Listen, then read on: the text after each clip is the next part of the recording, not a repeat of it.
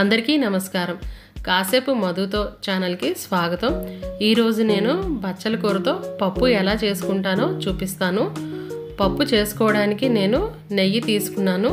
మీరు కావాలంటే నెయ్యికి బదులుగా నూనెైనా వేసుకోవచ్చు. నెయ్యి వేడెక్కిన తర్వాత 1 టీ స్పూన్ పొట్టుపప్పు, 1 టీ స్పూన్ జీలకర్ర, 1 టీ స్పూన్ ఆవాలు, 1 ఎండుమిరపకాయ, కొద్దిగా ఇంగువ వేసి కలుపుకోవాలి. పోపు వేగిపోయిన తర్వాత దీనిలో సన్నగా తరిగి పెట్టుకున్న అల్లము, అలాగే 2 చిన్న ఉల్లిపాయలను ఇలాగ ముక్కలుగా చేసి వేసుకున్నాను. ఇప్పుడు వీటిని కూడా కొద్దిసేపు వేయించుకోవాలి. ఉల్లిపాయ ముక్కలు మరీ ఎక్కువ వేగించిన అవసరం లేదు, ఇలాగ వేగితే సరిపోతాయి. ఇప్పుడు దీనిలో తరిగి పెట్టుకున్న బచ్చల కూర వేసుకొని కలుపుకోవాలి. నేను 2 కట్టల బచ్చల కూర తీసుకున్నాను. ఇది మొద్దు బచ్చలి, ఉడకడానికి కొంచెం టైం పడుతుంది. ఒక 5 నిమిషాల పాటు మగ్గించుకుంటే సరిపోతుంది.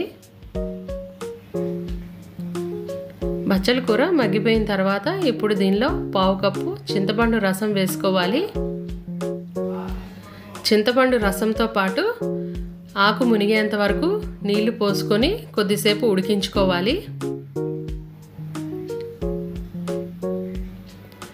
బచ్చల కూర ఉడుకుతున్నప్పుడు దీనిలో 1 టీ స్పూన్ పసుపు వేసుకొని కలుపుకోవాలి. బచ్చల కూర చక్కగా ఉడికిపోయింది. ఇప్పుడు దీనిలో ముందుగా ఉడకపెట్టి పెట్టుకున్న కందిపప్పు వేసుకొని కలుపుకోవాలి. నేను కందిపప్పు గిన్నెలోనే వండుకుంటాను, కుక్కర్ వాడను. ఎందుకు గిన్నెలో వండుకుంటానో ఒక వీడియో చేశాను. ఆ వీడియో లింక్ కింద డిస్క్రిప్షన్లో ఇస్తాను, చూడండి. ఇప్పుడు దీనిలో 1 టీ స్పూన్ ఉప్పు వేసుకుంటున్నాను. ఉప్పు మీ రుచికి తగినట్లు వేసుకోండి. అలాగే కారం తినేవాళ్ళు కూడా కొంచెం కారం వేసుకోండి. ఉప్పు వేసిన తర్వాత కొద్దిసేపు ఇలా ఉడికించుకుంటే సరిపోతుంది. ఈ పప్పు అన్నంలో చాలా రుచిగా ఉంటుంది. ఈ బచ్చల కూర పప్పు మీకు నచ్చితే లైక్ చేయండి, షేర్ చేయండి, సబ్స్క్రైబ్ చేసుకోండి. కాసేపు మధుతో.